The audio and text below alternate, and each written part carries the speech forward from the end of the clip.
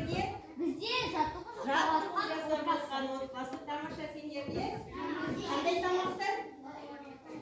Пайдалы ма, пайдасыз ба? Пайдалы тамақтар. Ендеше балалар, бұлардың барлығының бүгінгі біздің сабағымызға қатысы не? Таза да әдемі табиғат, гигиеналық заттар, тамаша көңіл күй, жаттығу, дұрыс тамақтану.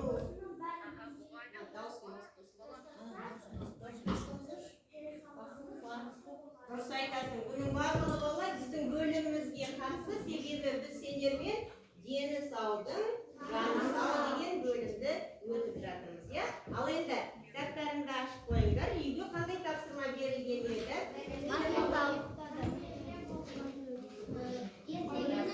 Дұрыс айтасың. Ертеңіне мәнерде оқып келу керек болады. Кеше біз бөлімдерге бөлгенбіз, ашық кітаптарыңды оқуға дайын отырыңдар. Әмин, ашық кітабыңды, ашық Ілияс кітабыңды. Ал бастай қойып, бәріміз кітапқа қараймыз.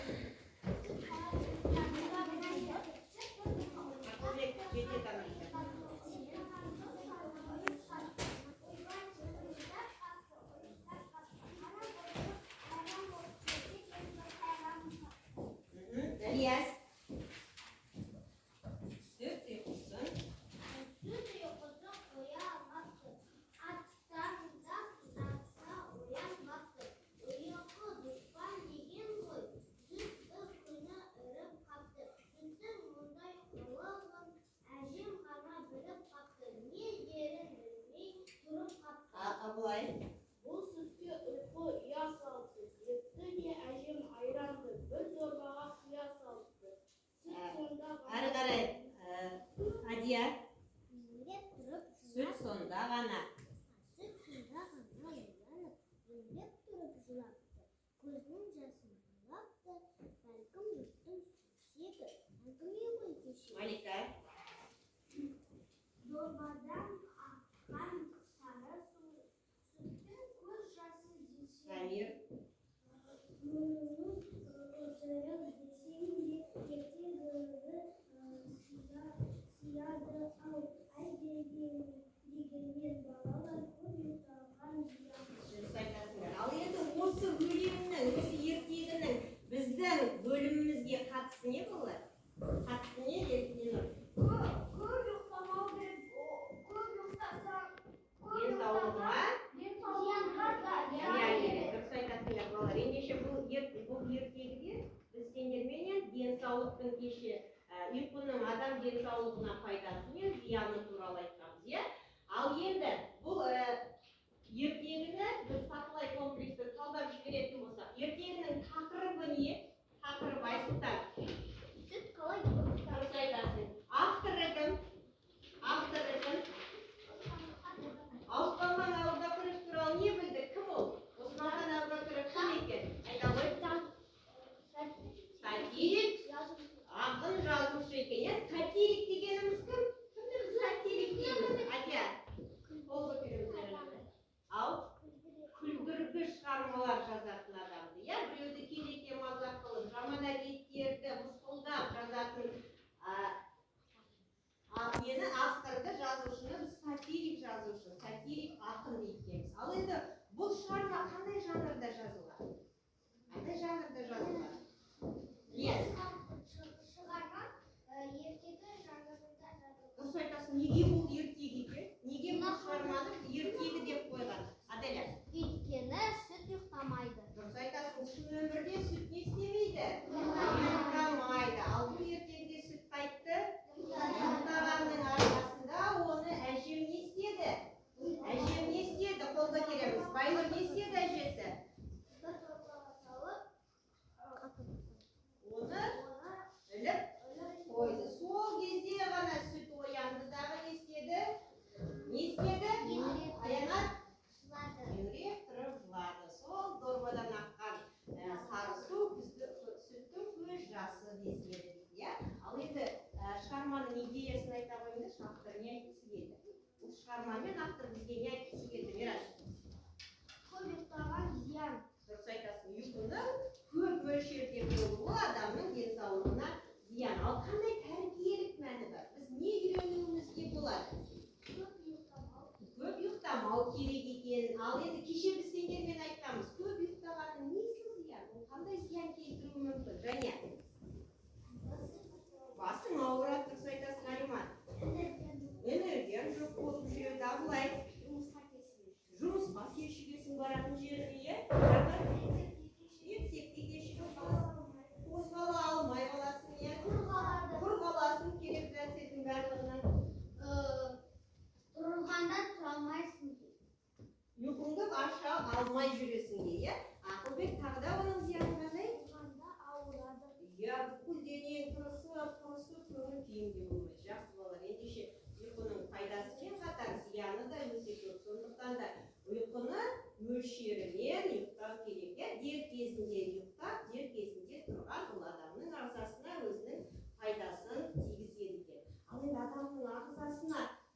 зиянын келтіретін осы ұйқы сияқты қандай әдеттер бар?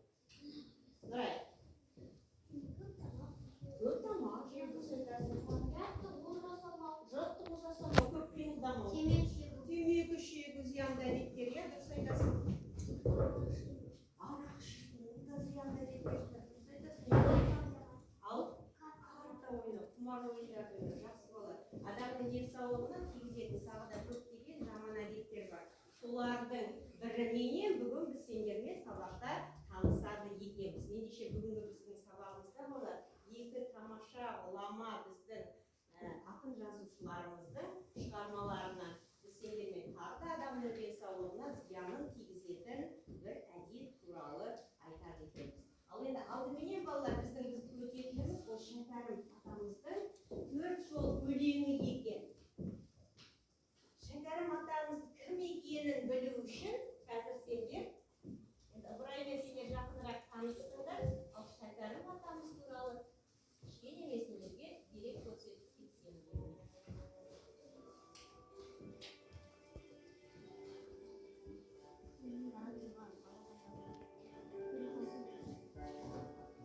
Шәкәрім 7 жасында әкесі қайтыс болып жетім қалды.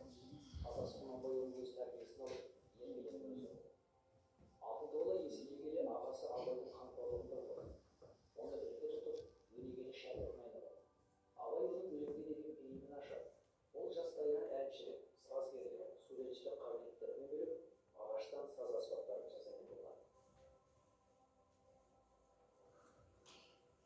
Шәкәрім өз бетінше ізденіп, заманындағы білімділердің қатарына қосылды. Ол араб, парсы, орыс тілдерін меңгеріп, шығыс және орыс классиктерінің шығармаларын қазақ оқырманына таныстырды. Жазушы Ел Толстойды ұстаз санап, ақыл-кеңес сұрап, хат жазысып тұрған. Шәкәрім 20 жасында, одан кейін де өмірінің басқа кезеңдерінде Шыңғыс елінде болыстыққа сайланған. Ол жаста болса халықтың ауызбіршілігін нығайтып, өлкенің тіршілігін жақсы жолдауды. Қазақ даласында белең алған барымташылық дейді. Шәкәрім билікті мансап емес, халық үшін қызмет етуге мүмкіндік деп түсінді. Бірақ ол саясаттан гөрі білім жолын қуғанды жөн көрді. Орыстың императорлық географиялық қоғамының шығуларынан кейін көптен күткен арманына қол жеткізді. Жақсы балалар, ендеше тағы бізге осы деген жеткілікті. Дәптерлеріңді ашыңдар, Шәкәрім туралы қысқаша өздеріңе мағлұматты кіртіп алыңдар.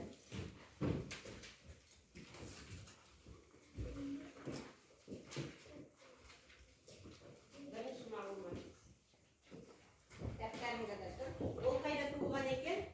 Қазақстан облысында. Иә, шығыс Қазақстанда да туылған еді. Кімнің немересі екен ол? Абай. Иә, алға жүреміз. Тезірек жазып аламыз.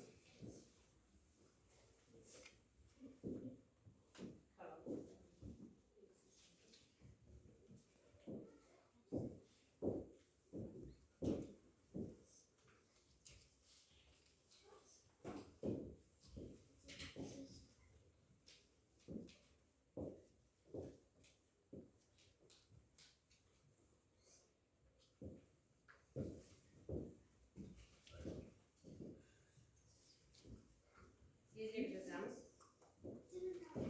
Қысқаша өздеріңе түсінікті болса болғаны кіртіп аламыз. Кіртіп алып айтсың. Естеріңе сақтайсыңдар. Шәкәрім кім екен?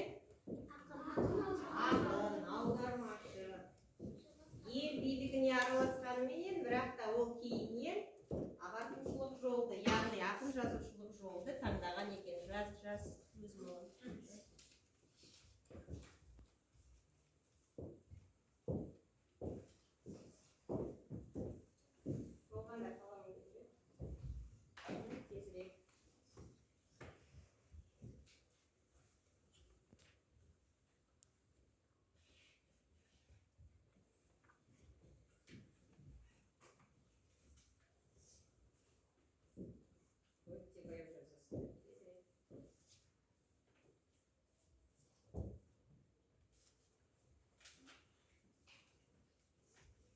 Тек Шәкәрім туралы.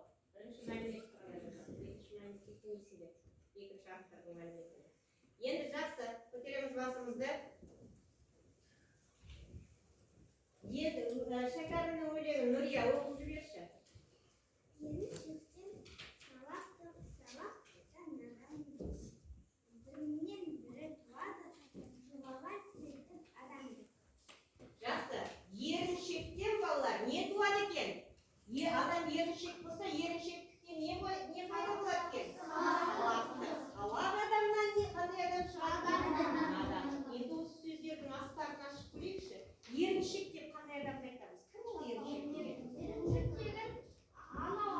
жұмысты істеуге ерінетін Жалқау адамды айтамыз. Дұрыс па балалар?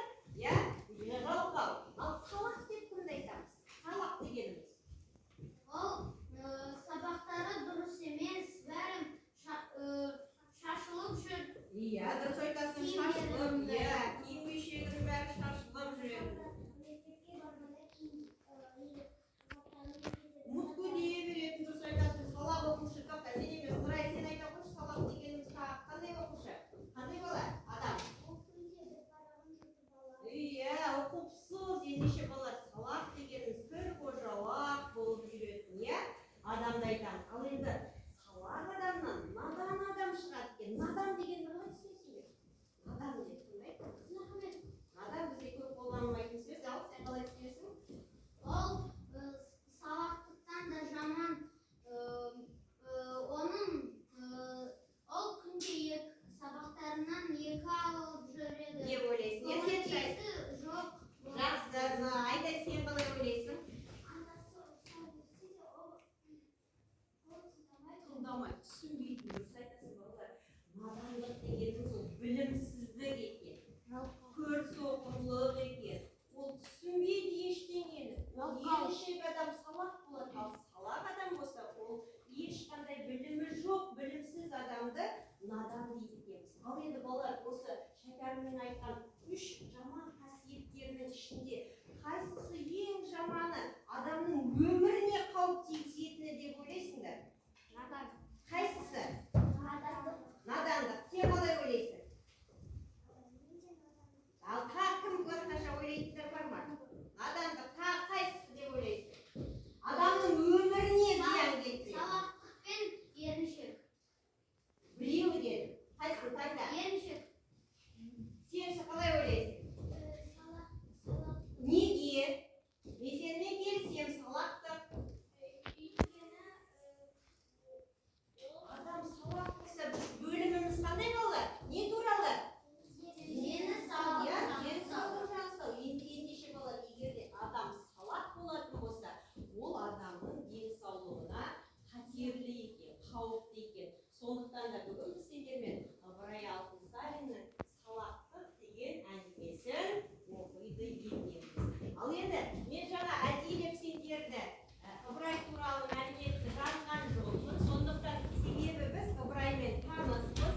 Сендердің топтарына ат бергім келеді. Сендер ағартушылар тобы боласыңдар, сендер ақындар тобы боласыңдар, сендер жазушылар тобы боласыңдар, сендер аудармашылар тобы, ал сендер болжаушылар тобы боласыңдар. Болжаушылар шулап кетіңдер. Ал енді ағартушылар тобы, сендер қазір бізге Ыбырай туралы не білесіңдер? Тезірек мәліметті бересіңдер қысқаша. Сендер мына өлеңдердің ішінен Ыбырайдың өлеңдерін тауып, өлеңдерді Ыбырайдың өлеңдерін табасыңдар. Сендер Ыбырайдың әңгімелерін, аттарын табасыңдар. Сендер салақ деген сөзді орысшаға және білсеңдер ағылшыншаға аударасыңдар. Ал енді сендер салақтық деген не туралы деп ойлайсыңдар? Сол ойларды орындасыңдар.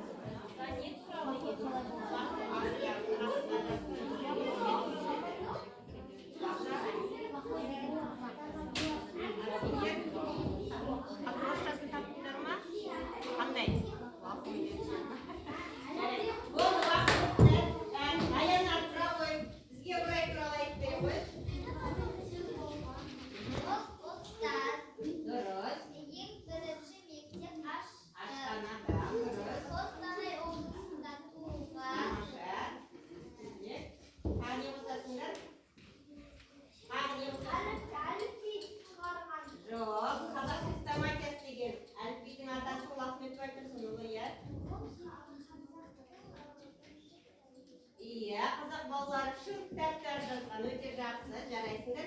Мінекей сендер ағартушы, ақын, жазушы, аудармашы екенін білеміз де, Ыбырайдың. Ал қандай өлеңдерін таптыңдар? Қандай өлеңдерін таптыңдар, Нұрия? Қай өлең таптыңдар? Дұрыс. Қандай? Дұрыс айтасың, өзен. Және Абайдікі, шатаспаңдар. Өнер, білім, бар жұрттар өлеңі. Я, Ыбырайдың. Ал сендерде қандай әңгімелер бар екен, Ыбырайдың? Айта ғой, Алима. Дұрыс. Тыңда жылап кетіңдер. Дұрыс. Айлудан аяған мүшірек жарайсыңдар. Ал сендер мына топ балалар салақтық деген сөзді орысшаға аударулары керек болатын. Салақтық дегенді қалай аудардыңдар? Плохой дейді. Кәдімгі аударатын алатындарың бар ма? Салақ дегенді орысша не дейміз? Естіпендер ол сөзді. Балалар, салақ дегеніміз орысша ныряшливый деп айтады. Не болмаса неопрятный дейді. Естіпендер ол какой неопрятный, мінекей салақ балалар. Ал ағылшынша қалай айтылады? Unclean. Айтылаймыз. Unclean дегеніміз ол салақ болушы деген сөз. Ал енді қалай ойлайсыңдар? Бүгін Малика біз сабақта не туралы оқимыз? Сабақ не туралы болады? Егер салақтық деп аталатын болса.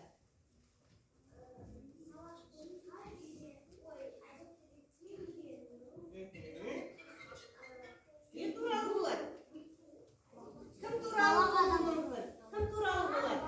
Салақ бала туралы дұрыс айтасыңдар. Ендеше балалар, бүгінгі біздің оқитын шығармамыз Ыбырайдың салақтық әңгімесі екен. Қазір жақсылап тұрып тыңдаймыз. Мұқият ден қойып көп көрші.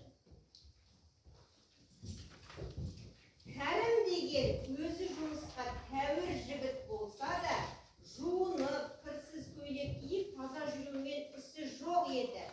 Әркім айтушы еді. Саған не болды, Кәрім? Ойыңнан кіріңді ағызып жүргенше жуынсаң болмай ма деп? Қолым тимейді деуші еді. Сөйтіп жүріп, тұла бойын шиқан қаптап, сотыр болады. Шиқан дегеніміз, Ильяс, ол терінің ауруы. Сендер сыздауық деген ауруды білесіңдер ма? Жуынбаған адамның үстіне сондай жара шығып кетеді. Оның үстін сөйтіп шиқан қаптап кетті. Осылайша құрысып, тырысып жатқанда әркім сұрайды: Кәрім, саған не болды деп? Кәрім айтады екен: оған күнәм үшін Құдайдың бір берген сазайы дағы, оған қарсы таныстары. Рас, Кәрім, Құдай тағала таза жүрмеген бұлғаныш кісіні сүймейді.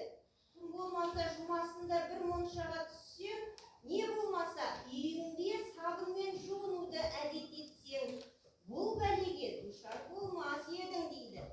Сонымен Кәрімді ауруға жататын үйге алып барып, таза жуындырып, таза киіндіреді. Ем қылған соң аз ба көп пе жатып жазылады. Мұнан шыққан соң Кәрім бір зауытқа барып жалданыпты. Өздеріңізге белгілі шығар, зауыттағы нәрселерді бояйтын бояулардың қай-қайсысы да у болады. Бір күні қожасы Кәрімге бір бояуды араластырып қой деп беріпті.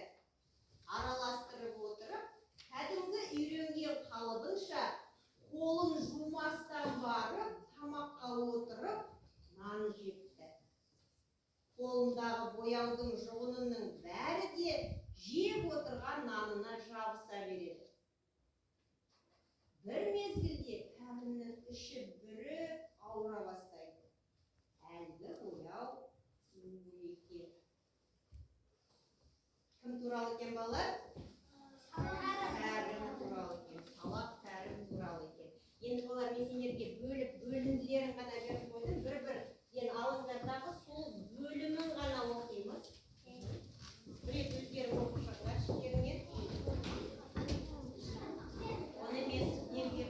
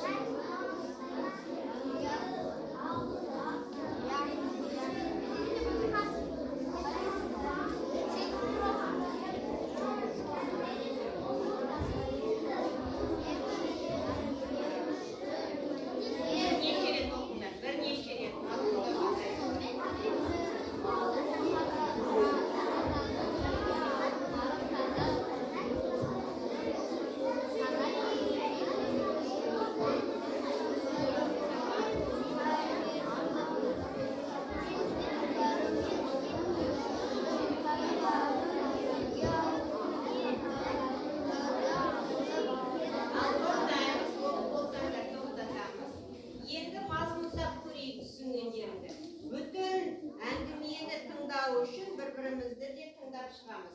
Айта ғой Еркеназ, баста. Әңгіменің басы, иә?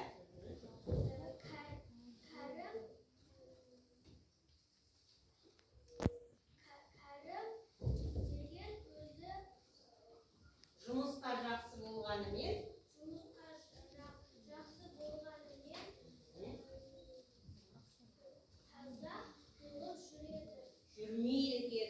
жүрмейді екен, иә?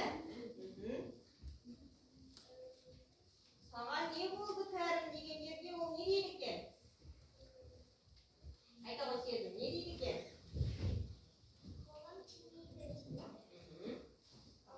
Қолым тимейді деуші еді. Әрі қарай, Ілияс.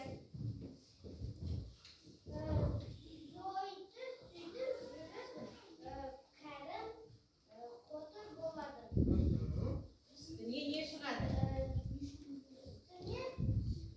Одан бәрі не сұрайды?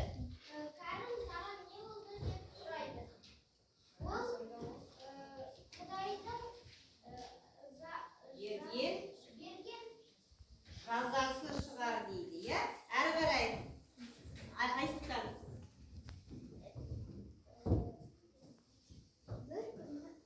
Не дейді сонда? Алима. Алла тағала нені жақсы көрмейді дейді? Абылай. Оған қасы таныстары рас кәрім. Алла тағала таза жүрмеген кісіні сүймейді дейді. Тым болмаса жұмасына бір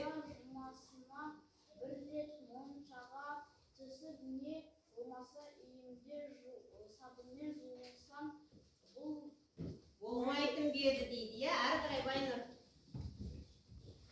Сөйтіп ол Кәрімді не істейді? Жаңа үстіне жара шыққаннан кейін. Ол жақта оны не істейді?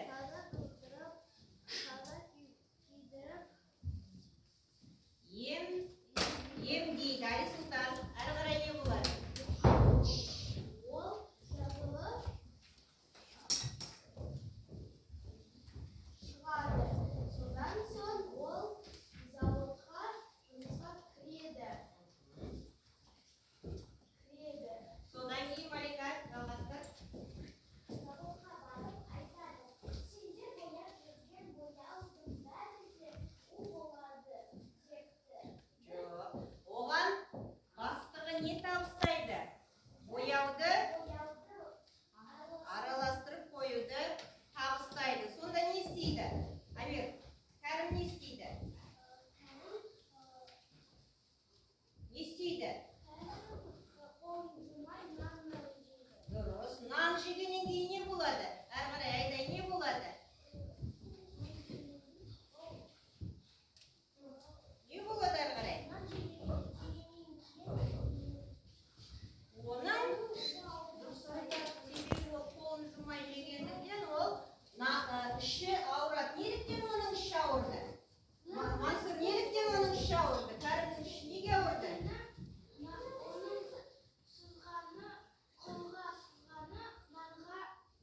Бояуы қолға жұқты, иә? Ол бояу қолынан неге жұқты?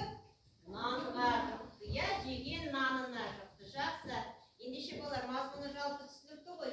Енді осы мәтіннің мазмұны бойынша бір-бірімізге алдыменен ашық сұрақтар қояйықшы. Алдияр дұрыс отыр. Ашық сұрақтар қоямыз. Ал кімге бағыттайсың сұрағыңды? Таңда кімге қоясың сұрағыңды? Атын айтты, тікелей бағытта сұрағыңды.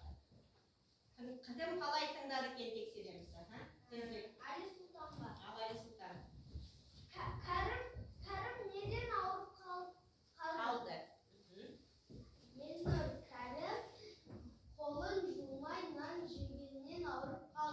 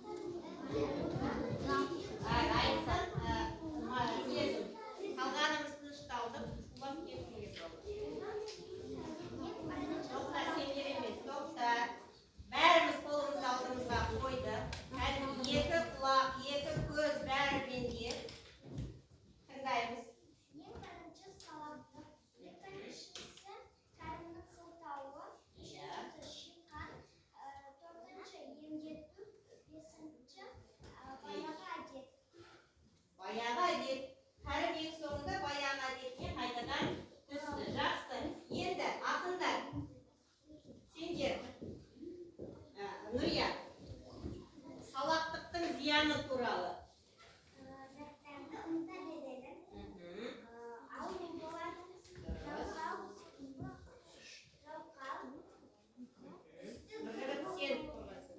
үсті түрі болады, сабағы нашар болады. Натоп, кедер кетіп жатсыңдар. Аудармашылар. Сабағы нашарлайды, дұрыс айтасың. Денсаулығына зиян келеді. Ең бастысы адамның денсаулығына зиян келеді. Ал сендер, Нұржігіт, Кәрімге не деп хат жаздыңдар? Кәрім, бір аптада бір рет жуыну, тамақ ішкенде қолыңды жуу керек. Дұрыс айтты ма ақылды? Тағы не қосар едіңдер балалар? Тағы қандай ақыл айтар едіңдер Кәрімге?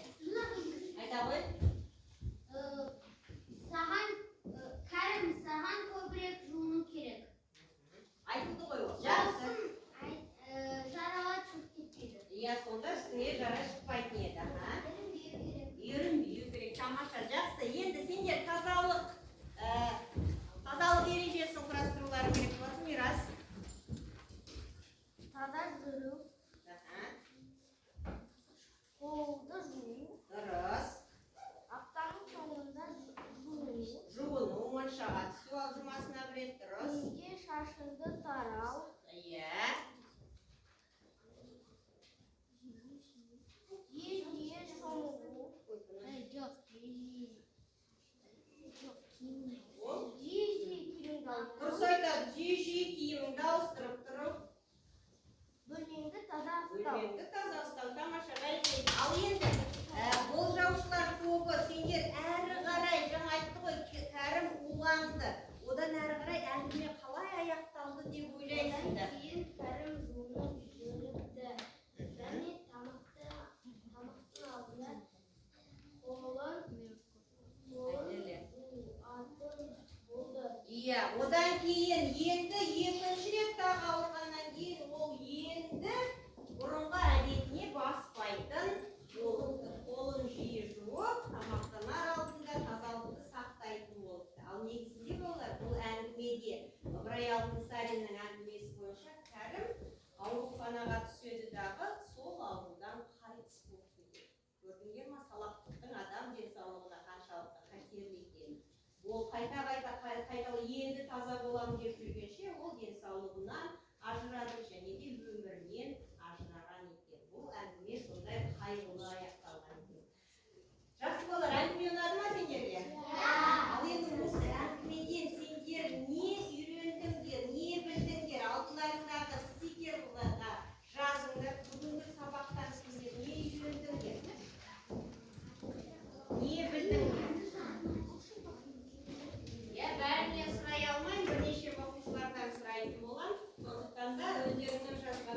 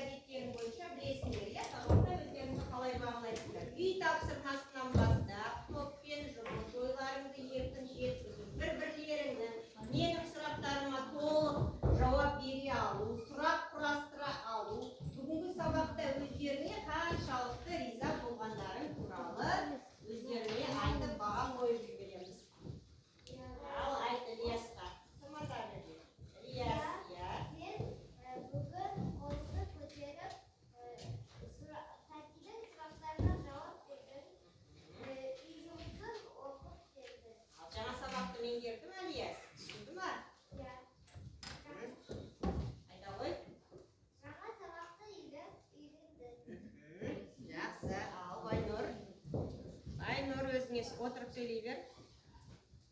Не дейсің Байнұрға? Бүгін мен тоқтар тұрысқа қатысып отырмын. Ризасың ба өзіңе?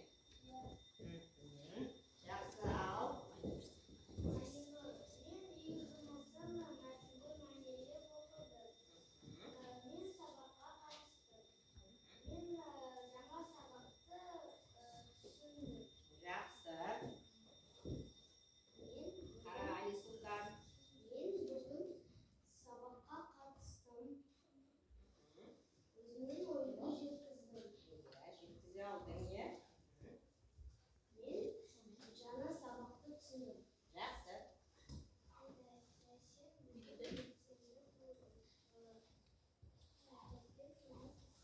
Ал ескертулері бар ма? Өздеріңе айтатын ескертулерің бар ма? Самира айта қойшы. Қандай ескерту айтатын едің Самира? Самира бәрін біліп отырады, бірақ та қолын көтеріп сабаққа қатыспайды. Айт Самираға соны. Келесі жолы қатыса ма? Уәде бере ма? Қатысады дейді. Жақсы ендеше балалар, рахмет. Топта сендер өте белсенді жұмыс жасадыңдар. Бүгінгі сабақ сендердің өмірлеріңе де, денсаулықтарыңа да пайдасын тигізеді деп ойлаймын. Сондықтан да үйге тапсырма балалар. Сендер де дәптерлеріңде екінші бетінде тазалықты сақтау ережесін жаз деген тапсырма бар. Мәтінді оқып,